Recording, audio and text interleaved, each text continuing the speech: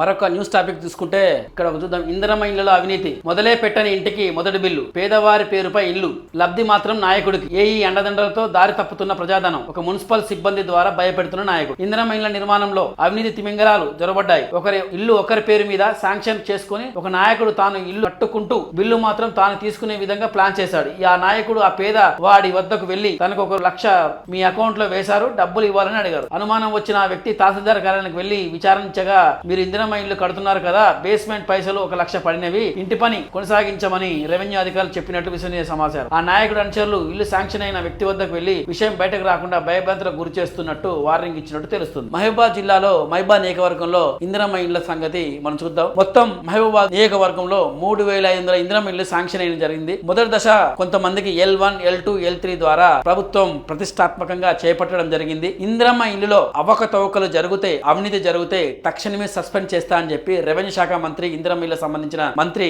పొంగులేటి శ్రీనివాస్ గారు ఈ మధ్యనే 2 రోజులు 3 రోజుల క్రితమే ప్రెస్ మీట్ పెట్టి చెప్పడం జరిగింది. అయినప్పటికీ వారిలో మార్పు రావడం లేదు. ₹1,00,000 ఎంతమంది అధికారులు తప్పు చేస్తే దారి మల్లుతున్నాయి అనేది కూడా మనం ఆలోచించాల్సిన విషయం ఉంది. ఇంకో విషయం ఏంటంటే, వివిధ దశల్లో ఒక ఇందిరమ్మ ఇల్లు శాంక్షన్ అయిన తర్వాత ఆయన బేస్మెంట్ ఎట్లా కట్టుకుంటున్నాడో వచ్చి చెక్ చేయాలి. కట్టుకున్న తర్వాత ఫోటోలు తీయాలి, జియో ట్యాగింగ్ చేయాలి, ఆ వ్యక్తి పేరు మీద వచ్చిందా చూసుకోవాలి, ప్లస్ ఆయన అకౌంట్ తీసుకోవాలి, ఆ అకౌంట్ ద్వారా అప్లోడ్ చేయాలి. అప్లోడ్ చేసిన తర్వాత మొదటి విడతగా ₹1,00,000 శాంక్షన్ అయ్యి అకౌంట్ లో పడతాయి. ఇల్లే స్టార్ట్ చేయలేదు, బేస్మెంటే కాలేదు, ఫోటోలే తీయలేదు, జియో ట్యాగింగ్ చేయలేదు అధికారి. ఎట్లా జరిగింది అంటే, ఇక్కడ చూసిన ఏఈ అండదండలతో ఇలా జరిగినది. అంటే దీని మీద చూడాల్సిన వ్యక్తి ఒక పంచాయతీ కార్యదర్శి, ఒక ఏఈ, ఒక ఎంఆర్ఓ, ఒక ఎంపీడీఓ అధికారులు వీళ్ళంతా పర్యవేక్షించిన తర్వాతనే కదా బిల్లులు పడాలి. కానీ వీళ్ళందరూ ఏ విధంగా అంటే వాళ్ళ కంటికి అవపడలేదా జియో ట్యాగింగ్ కానీ వేరేటోళ్ళ పేరు పెట్టిలా ఎట్లా అనేది నాకు ఇప్పటికీ అర్థం కాని విషయం. సామాన్య మానవుడు మాత్రం జరిగితే మాత్రం 100 రూల్స్ మాట్లాడి ఇలా జరిగిందన్నది నేను అదే చెప్తున్నా మొదటి నుంచి. అధికారులు చాలా వరకు చాలా మంది, కొంతమంది నిజాయితీగా పనిచేస్తే కొంతమంది ఇలాంటి దుర్మార్గ పనులు చేస్తూ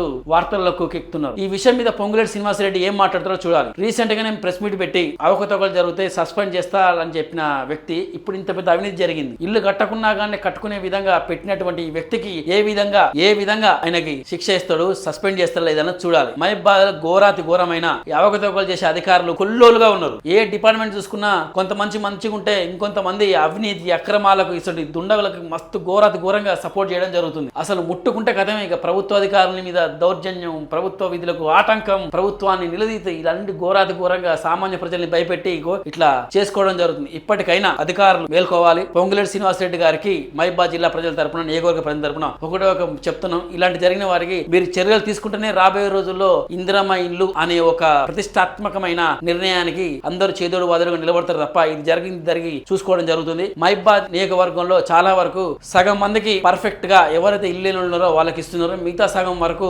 ఖచ్చితంగా ఇల్లు నుండి వాళ్ళ నియోజకవర్గంలో ఉన్నటువంటి కార్యకర్తలకి, దగ్గర ఉన్న వ్యక్తులకి ఇస్తున్నట్టు ఆరోపణలు కూడా వినిపిస్తున్నాయి. ఇవన్నీ చెక్ చేసే బాధ్యత ఎవరు చేయాలి? అధికారులే చేయాలి. కానీ అధికారులు కూడా నిమ్మకు నీరెత్తినట్టు వాళ్ళకున్న బిజీలో చాలా ఉండడం జరుగుతుంది. ప్రతిదానికి మీటింగు, ప్రతిదానికి ఇన్స్పెక్షన్, ప్రతిదానికి వీడియో కాల్ చేసి కాన్ఫరెన్స్ మీటింగ్ అని, వీడియో కాల్ అని, స్కైప్ అని వివిధ రకాలుగా ఇబ్బంది పడడం వల్ల వాళ్ళు కూడా సరిగ్గా పని చేయడం లేదని చెప్పి చెప్పడం జరుగుతుంది. కాబట్టి ఈ విషయంలో జరిగిన అవకతవకల్ని ఆయన ఒక రాజకీయ నాయకుడు అండతో, మున్సిపల్ అధికారితో బెదిరిస్తున్నట్టు, మరోమారు ఏఈతో అండదండలతో ఇవన్నీ కార్యక్రమాలు చేసినట్టు చూస్తున్నాం. కాబట్టి దీని మీద తక్షణమే చర్య తీసుకోవాలి. జిల్లా కలెక్టర్ అయినటువంటి, జీవో కలెక్టర్ అయినటువంటి మన కలెక్టర్ గారు దీనికి జీవో ఉంది, ఆ జీవో ప్రకారమే మీరు చూసి తక్షణమే చర్యలు తీసుకోవాల్సిందిగా జిల్లా ప్రజల నుంచి, అక్కడ నుంచి నియోజకవర్గ ప్రజల నుంచి, కేసంద్రం ప్రజల నుంచి వెలువెత్తిన మనకు ఫోన్లు చేయడం జరిగింది, చెప్పడం జరుగుతుంది. కాబట్టి దయమేలైన కలెక్టర్ దీని మీద తక్షణమే చర్య తీసుకోవాలి. ఒకవేళ కలెక్టర్ చర్య తీసుకోకపోతే దీనికి సంబంధించిన మంత్రి అయినటువంటి పొంగులేటి శ్రీనివాసరెడ్డి గారు కూడా తక్షణమే దీని మీద చర్య తీసుకోకపోతే ఇందిరమ్మలలో భారీ అవకతవకలు, అవినీతి అక్రమాలకే పాల్పడుతున్నారు తప్ప నిజమైన వ్యక్తులకు ఇవ్వడం లేదని చెప్పి ప్రజలు ఉద్దేశించి ఆలోచించుకోవాల్సిన విధంగా ఉంటుందని చెప్పి మరోమారు మీకు చెప్పడం జరుగుతుంది. ధన్యవాదాలు.